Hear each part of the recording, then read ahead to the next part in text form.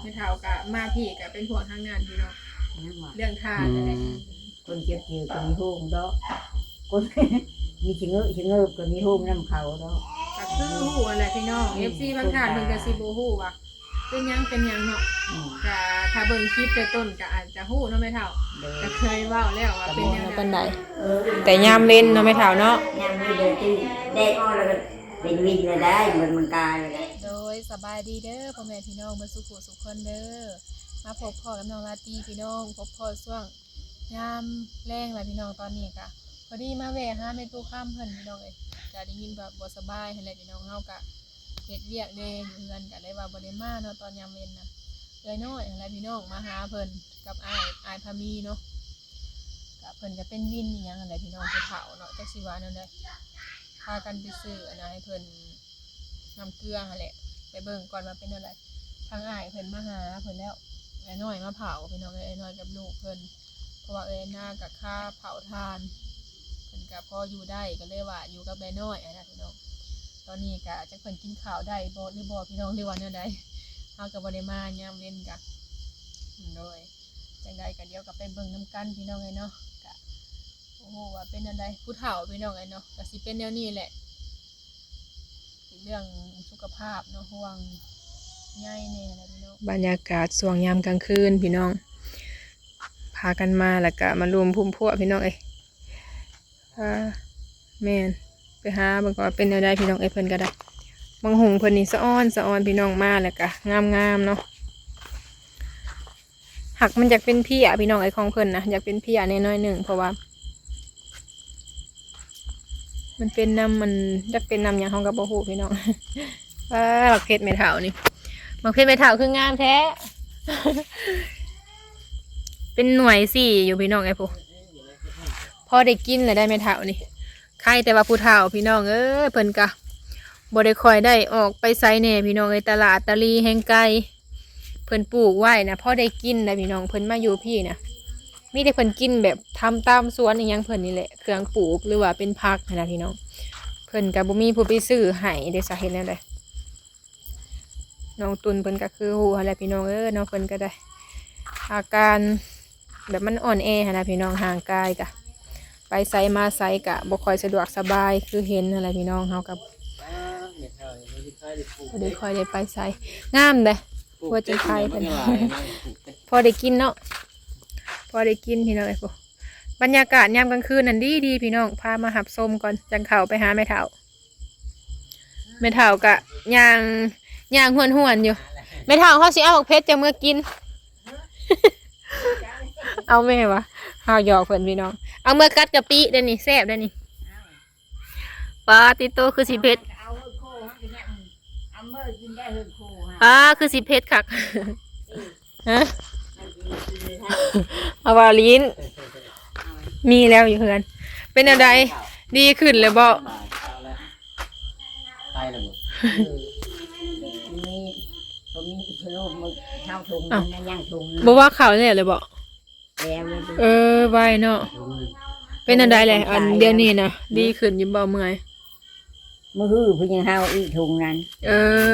ลองถุงโดนเขาเถื่อเนาะเป็นเอาพินข้าวอุ่นไม่มาหมอเป็นกาเขาเป็นจับไม่เอาเลยก็เลยว่า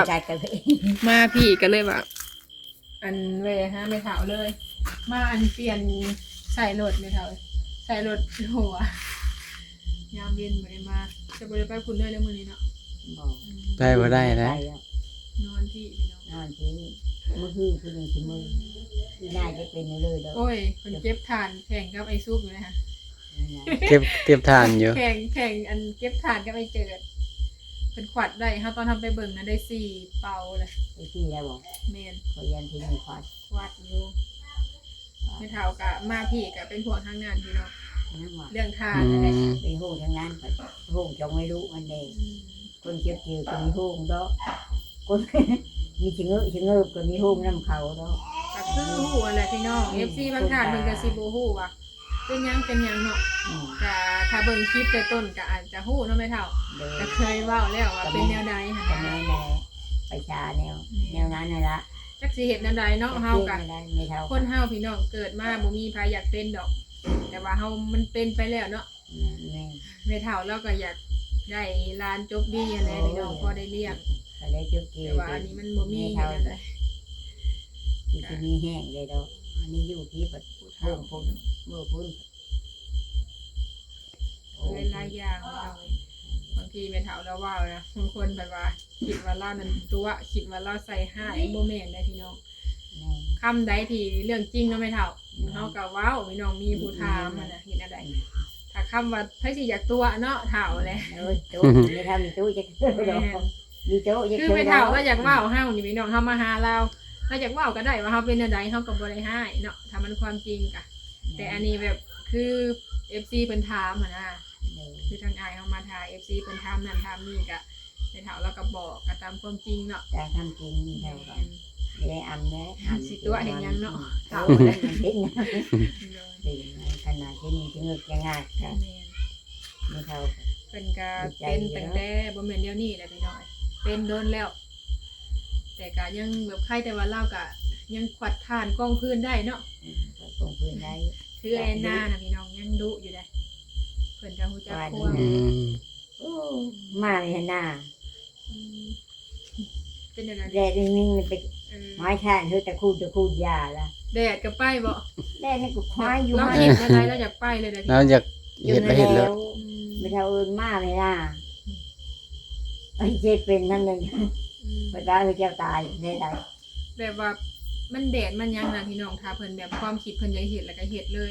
แด แม่ ด เฒ่า มื้อนั้นน่ะพอดีไปถามพอเฒ่าคูณแล้วพอดีไปลิ้นน้ำลาว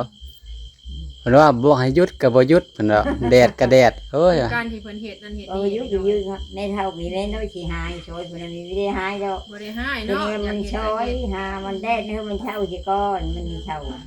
านโอ้ เป็นอีหยังมาอะไรยากล่ะพี่น้อง ยันเดินไม่เท่าก็ยังกินวิ่งเฉยชราอยู่ดี ไปเว้นนี่ไปหาหมอเพิ่นนะพี่น้องเพิ่นก็ถามหลายนั่นแหละเนาะอาการผู้เฒ่าพี่น้องเขาก็บอกเพิ่นว่าย่านว่าเป็นลมแดดนั่นแหละ แต่คนเฮาน่ะย่างนี่ซื่อนี่ก็มีเนาะไม่เฒ่าตังทรงเนาะไม่เฒ่านี่เฮามีอยู่แล้วพี่น้องเพราะว่า เพลงกูดูสิ ไม่เท่ายืนอยู่นั่นนี่บ่เมื่อยบ่ไม่เท่า กูตั้งช่วงนั้น บ่ยืน เมื่อใครได้มื้อเช้าตื่นมืออยู่ไหนยี่อาบน้ำลูก เจ้ายืนอยู่นี่บ่เมื่อยบ่ หมอ ยันว่าเมื่อย เฮาว่าแบบยามมันร้อนเนาะส่วนหลาย หมอยามมันหอนยามมันเย็นใครได้ เป็นแต่ยามมันร้อนเนาะ บ่มีเนาะ พัดลมคือนี่ยามมันเย็นเนี่ยใครได้ มันบ่โล่งพี่น้องเนาะเฮ็ดอะไรมันร้อนเด้ มันหอน แล้วก็มันบ่มีโฮมไม้แน่แถวนี้ แม่ อยู่ก็จักสิอยู่แนวใดล่ะพี่น้อง มีพัดลมเปิดแค่นี้เนาะ โอ้มีพัดลมจะใครได้ มีแต่โทรทัศน์เบิ่งพ่อบ่เหงาพอดีได้เอื้อน้อยเพิ่นพี่น้องเอ้ยมาเบิ่งมาดูแลเพิ่นก็พอดีมาเฮ็ดทานนั่นแหละว่าจังได๋ เด็กกะว่าสิมือ พอดีเอ้น้อยน่ะเราทันได้จุดถาดแล้วล่ะผมกองไว้ สิใช้จะลูกอีกก้อน โดย มันพูดอย่างสิมือตอนแรกนะ ให้สโลมไปถ่วงได้ไม่เท่าอย่าพาลุกได้ถอดแล้วว่าหากระถอดอย่าพาไปทางใดได้ อยากเป็นวินนั่นแหละเจ้าก็อยู่เพื่อนนั่นแหละอยู่บ่อยากไปทาง มืออื่นอย่าไปเก็บพื้น มื้ออื่นสิไปเก็บปืนไปเฒ่ากัน ไปเก็บ เนาะ พื้นทางใด ได้หนีมาจากแม่นบ่นี่ดูใส่ เจ๊นี่นะทุกคน อืม ไปเอาไพ่นะมัน ยันมาดึงเขายิงคุณครูอยู่ เพิ่นอยากไปเก็บไม้แหละพี่น้องมื้อผู้ ไม่ เฒ่า ไปตื่นมากับมือเลย แม่น มือตีชีวิตวิ่งหัวไปตีชีเราจีจะไปแล้วจีสึก ผู้ใหญ่นี่เราอยู่นำ ห่างกายมันบ่อยากไปนำเนาะใจอยากไป ใจจีจะไปนะแห้งเงินนี่จะไปน้ำเลย เนาะ มือนั่น อากาศร้อนนี่ค่ะไว้พาไปพามาถ้าไปก็ไปแต่เช้าไอ้ใครเนี่ยเนาะแล้วก็มาตอน 8-9 โมงแต่น้อยมาอยู่นำกับใครเนี่ยน้องเพิ่นก็เป็นผู้ใหญ่แล้วก็สิฮู้จัก เพราะว่าเพิ่นมีโทรศัพท์โทรเข้าโทรออก นี่ ก็เป็นหยังหรือว่าบ่สบายขึ้นมาก็โทรหาซุมเฮาก็ได้ดอกโทรหาและเฮ็ดได้อย่างน้อยเพิ่นก็เคยผ่านอีหยังมาหลายๆอย่างนะพี่น้องถ้าแบบคือเฮานี่ยังบ่ฮู้และว่าสิเฮ็ดหยัง แม่แหละ น้อยๆแล้วก็พอฮู้อยู่เนาะเดี๋ยวกินข้าวกับหยังเลยมื้อนี้ แค่ได้กินข้าว มานั่งอยู่เพื่อนไปนั่งอยู่ถูกก็ได้นี่ยื นั่งลิ้นอยู่ ไปใส่จ้ะ นั่งพี่ เออ โอนไม่ใช่มืออื่นมาเบิ่งเธอเด้อเด้อ เป็นหยัง เบิ่งเบิ่ง แม่นหยัง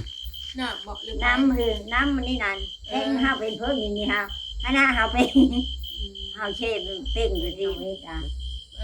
น้ำบอนเขาแท่งเพิ่น น้ำนั่นนี่เขาแทงเฮา บ่แม่นเขาเจ้าทอดน่ะมาอย่าเขาเจ้าทอดน่ะมา เราเห็นว่าเป็นอยากไม่เบิ่งก็จ้ะ อยู่นี่สิได้เจ้าอยู่นี่ก็ได้สิหยังบ่เนาะ เบิ่ง มันมืด เบิ่งนี่จ้ะ มันบ่ขึ้นท้องแท่งเทิงนั่นบ่ แทงเพิ่งนั่นแหละก็ดี มาเบิ่งดู มันขึ้นแทงเพิ่งนั่น ตัวใดเนี่ยตัวใดไม่เท่า มันบ่ขึ้นเทิงนี่บ่ มันมีขึ้นเพิ่งนี่ ในนี่บ่ไปแล้วมันไปทางใดบัดนี้ จ้ะ น้ำบ่ได้มา บ่ อืม เพ่งแล้วมือแรงนี่ผัด เพิ่นเขาจับ ไปเฮาแทงแล้วลิงบูโหจักโจกมาโดนนั่น จักว่า จักเอาไป เพิ่นเป่งใส่ตัวนั่นก่อนแหละจังมาเป่งตัวนี้บ่จัก บ่ ประมาณ เด่น เพิ่นต่อท่อแต่พุ่นแต่หนีไปพุ่น ย่านเพิ่นใช้ซ้อนน้ำบาดาล2อันเท่งเดียว แม่นแล้ว นี่นั่น ปิดไว้ แล้วเจ้าต้องเปิดตัวนี้หั่นน่ะ เปิดมีจักบางเปิดแดง แม่เท่าแล้วบ่ฮู้ เยอะวันมีหูมือ เปิดตัวนี้แล้วปิดตัวนั้นฮะขึ้นตัวนี้ แม่น นั่นเหรอ ไม่ใช่แต่มันต้องมีนะบ่อนปิดนี่ เดี๋ยวแต่เช้านี้เต้นเงยชะมอยเต้นเงยชะมอย แม่เท่าแล้วก็บ่ฮู้เนาะ เดี๋ยวเขาสิย่างไปพุ่นทายนี่กัน น้ำเปิดอันนี้ก็มีไฟทางอะไรดีเปิดชะมอยอยู่ทางตัวนี้กัน แม่เท่าดังไฟ เจ้าเปลี่ยนใหม่เจ้าเนี่ยเต็มได้ไหมเท่าเต็มแล้ว เต็มแล้วบ่ โอ้ยเคยเต้นเชื่อเท่งนี่แท่งนั่นไปโดน อืม มึงกินแรงมึงกินหิวเจ้า เสียบน้ำด้วยไหมเท่า เสียบน้ำอยู่ไส ว่าทางเฮ็ดหยังบ่มีเวลา ทางนี้มันมีห้าวทางนั้นพอล้นจ้าจ้า บัดเวลาเขาเจ้ามาเขาเจ้าแปลงเองดอกมาแปลงให้เจ้าก่อนพอได้น้ำ โดยพอก ลางเว้นทำผมมีเวลามาดอก เต้นพอได้บนพักเหรอ เพิ่นบ่มีน้ำเพิ่นเฮ็ดบ่เป็นมีน้องไอ้ผู้เฒ่าเนาะแป้งให้เพิ่นมาแล้วก็ อันนี้มึงรู้นี่แป๊บนึงทายนะ นั่นบ่ ทายเดี๋ยวที่ได้สิเนี่ยมึงลองมันก่อน เพิ่นต่อขึ้นตัวนั้นบ่จ๊ะแบบว่าเพิ่นเฮ็ดเลยไม่เท่าแล้วบ่ฮู้พี่น้อง นี่เป็นบ่บ่ ก็บ่ฮู้ว่าตัวใดเป็นตัวใดหั่นน่ะเนาะผู้เฒ่าพี่น้องเพิ่นก็มีแต่ถามแหละเวลามาก็ถามว่าเฮ็ดได้บ่ตัวนั้นตัวนี้ ลาบ่มีน้ำพดพักเด้ บ่มีน้ำอาบแล้วในทางบ่มี อืม เปิดแล้วบ่ คือบ่ได้ได้เลย มันเป็นน้ำยังซะได้เลยดิ ได้แล้ว ได้เป็นอะไร ได้แล้วเขาเจ้าปิดตัวนี้ไว้เขาเจ้าเปิดตัวนั้น หมายความว่าให้มันเต็มตัวนั่นหั่นนะแล้วก็ แล้วว่า สลับกันไปสลับกันมา บ่แนข่าวไปสองทางบ่เว้นนี่น่ะ บ่ตัวนี้บ่ได้มี มันมีห้าวทาง แสดงว่ามันไปตัวนั้น มันไปตัวนั้น เลขมันอยู่ในนี่แหละนี่ อืม ถ้าเฮาสิ ยุไม่เท่าอยู่ยัง ถ้าจะเอาน้ำเข้าตัวนี้จะต้องไปปิดตัวนั้นไอ้บ่นี่ ไป ตัวนี้ ไปปิดตัวนั่นก่อนไม่ถาไว้เลยมาเปิดตัวนี้ ก็หนึ่งเท่านั้นมี โอ้ยบอกคนไม่เท่าใครได้ เราบ่ฮู้เนาะ ไม่เฒ่าเราบ่ฮู้จักพี่น้องเอ้ยผู้เฒ่าแน่เพิ่นก็บ่คือเด็กน้อยได้เนาะสิฮู้จักเฮ็ด ข้าเจ้า เลิกก็ ได้แล้วพี่น้องบัดนี้ เปิดให้เพิ่นถ้าว่ามันบ่มีน้ำนะทางสิแตกพี่น้องโอ้ไม่เฒ่าก็ปลูกอีหยังไว้นี่ไม่เฒ่า อันนี้ยังมาน้ำมันคือมีเฮ้อ อันนั้นนั่นนี่นั่นมาโบ ปลูกไว้ข้างหัวเลยไม่เฒ่าเห็น อ้ยกับมาเราหดน้ำใส่ตลอด โอ้ อันนี้เป็นหมักบวบบ่เลยมังอึ เนี่ยมาเออ แต่ก็วีผู้ชื่อกินนี่ก็คนทุกยันน้ำไหลใส่ แม่นเลย ก็ชื่อ ปลูกไว้ทั้งนี้ก็พอได้กินได้พี่น้องเอ้ย นั่นชื่อหามกูคือหาเจเห็นมาชื่อเอาชุดไทย สิเอาสุดนี้เลย เมื่อชุดนี้ สับสิกินเวลาฝนตกแล้วไม่ทันเนาะ แล้วคุณตุ๊ก เออ ผู้นั่นคุณตุ๊กนี่มันก็ไล่ไปนี่แหละ แบบมันเต็มเลยกะมีแต่ปิดแน่นี่แล้วนี่ บ่ปิดก็ได้ ถอดไฟเลยไม่ถามว่ามันจะง่าย เป็นแบบนี้ มันเป็นแบบนี้ไม่เท่าเลยข้าเจ้าน่ะเปิดว่าให้เบิดแล้วข้าเจ้าบ่ได้ปิดจังอัน แต่ว่าเวลาเฮาได้น่ะมันสิไปขึ้นตัวพ่นเพราะว่าแห้งดันมันจะส่งไปพุ่น นี่ เปิดไว้เบิดแต่ตัวนี้มันสิบ่ขึ้นมันสิขึ้นสุดท้ายพุ่น ไปขึ้นผู้หลัง แม่นแฮงดันแต่เจ้ามันมีแต่ตัวนี้น่ะเปิดไว้เลยบ่ต้องมันปานแนวนี้แหละ ไปในนั้นบ่ แม่นมีแต่ตัวนั้นบัดเขาเจ้าอยากได้เขาเจ้าเปิดเอาเอง ย่าเขา เขา นะ ปิดไว้แล้ว เขาเอ็ดเอาเองเขา แม่นมันเป็นอันนั้นแหละตัวนั้นมันได้ปิดได้เปิดตลอดตัวนั้นน่ะตัวนี้บ่ต้องแล้วปานแนวนี้แหละนี่ ป้าไปให้ เปิดไว้เลย เฮ็ดไผ่ยาบ่ให้เฮ็ดไผ่จะได้นั่น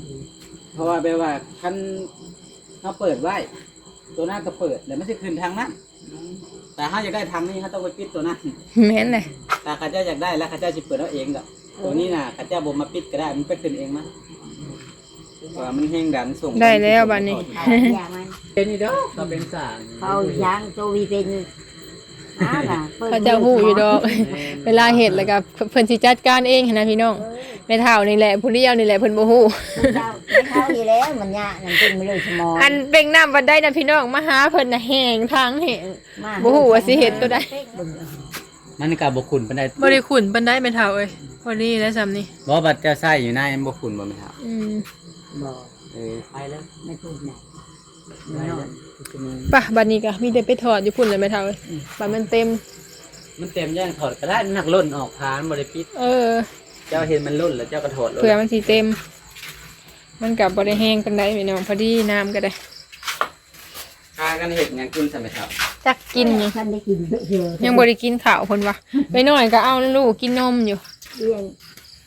โอ้ยที่ยามเฮ้ยเด้ออีเร็วเลยได้เพื่อไปกัน บ่สบายบ่ ให้มีสบายเลย อืม ที่บ้านมีกินแรกไปมาแล้ว เพิ่นเอาลูกกินนมอยู่พี่น้อยบ่ค่อยสบายเลยเนาะนี่ เป็นอะไร นี่ คือโซบุงอยู่ แม่มเท่านั้นแล้ว วายบ่เห็นมื้อหนึงขัวไข่บ่นะฮะ โอ้ยเป็นโคไข่กับชาว บูดแล้วเจ็บท้องได้ไหมเท่า อย่า กิ บู น ดกัน ดมมึงก่อน บูดแล้วบ่ฮันโอ้ไปชมที่ บ่กินเลยอ้ายเฮาก็ไปตลาดจักเพิ่นได้หยังแหละแนวกินก็ได้ ยังบ่มาอยู่ป่านนี้ ขึ้นใจมาก ปลาพอบ่เหงาเด้อพี่น้องไอ้เพิ่นก็เบิ่งหนังโทรทัศน์ช่อง3โอ้ไผกดไปช่อง3เนี่ยมันม่วนว่าช่อง3เอ้ยน้อย เอากันยังเบิ่งช่อง3 ว่าช่อง7ก็ม่วนได้แม่ท่าเพิ่นบ่สิเบิ่งด้วยช่อง7มันมีหนังหลาย ช่อง3ก็มี มื้อหนึงนะมีคือกันบ่ อืม มื้อหนึงนะมี3 4 มันมีได้มักมันได้กินได้เชื่อมันหรือได้กินได้จิตทอง ไข่ก็คือดีโคไข่ก็คือดี บ่ใส่มันเลย แกงก็กินให้มันไม่ได้กิน đi tô bay đây bộ lá tôi lá thôi em không làm đâu mà บ่สบายแล้วพี่น้องไอ้นางน้อยก็ได้ได้แต่ไอ้น้อยแหละมาอยู่เพิ่นว่าสิเมื่อบ้านก็คือสิบ่ได้เมื่อแหละพี่น้องเอ้ยอย่าเมื่อแล้ววะ อย่ามือเอา อยู่นำแม่เฒ่าก่อนแม่เฒ่าบ่สบาย แม่ดินมีมือมัน นางน้อยเพิ่นก็บ่ค่อยสบายพี่น้อง ไม่เท่าเนี่ยให้ทะลุ แม่เฒ่าเพิ่นก็สิได้กินปลาทูแห้งบ่จักพี่น้องไอ้บัดนี้เนาะ กินได้ กินบ่ได้แล้วเนาะแขวบ่มีซ้ำ กินได้เนาะ